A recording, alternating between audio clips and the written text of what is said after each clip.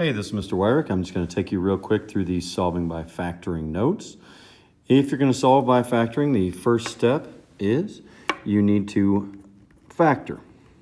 Okay, so the same thing that we just took the test over, you're looking for what multiplies to make the last one, adds together to make the middle. Once you factor, you set each part of that equation equal to 0, and then solve each part.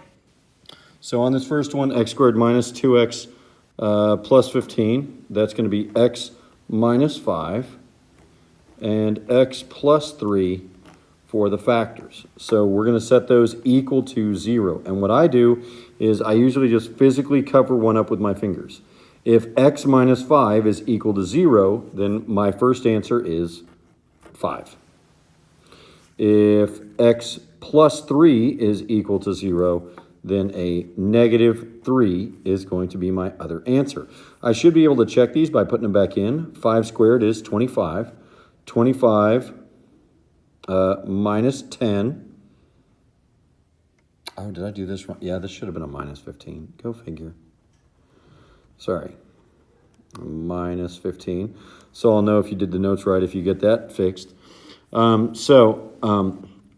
If I have a 5 and a 13, 5 squared is going to be 25. 5 times negative 2 is negative 10. So 25 minus 10 is 15. 15 minus 15 is going to equal 0. On the negative 3 squared is 9. A negative 3 times negative 2 is going to be a positive 6. So 9 plus 6 is 15. And 15 minus 15 equals 0. So I should be able to put both of these in and end up with 0. On the other side over here, I'm still factoring. This is not going to work out evenly, so I'm going to have to use the MAD method. 2 times a negative 12 is a negative 24. So I'm looking to multiply to a negative 24 and add to a positive 5. That's going to be a positive 8 and a negative 3. Now remember, this is x plus 8 and x minus 3. I'm going to be putting them over my a value, which is 2. X plus 8 over 2. 8 divided by 2 is 4. That's x plus 4 for a single factor.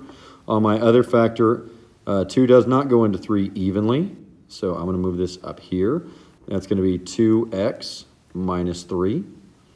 And that's equal to 0.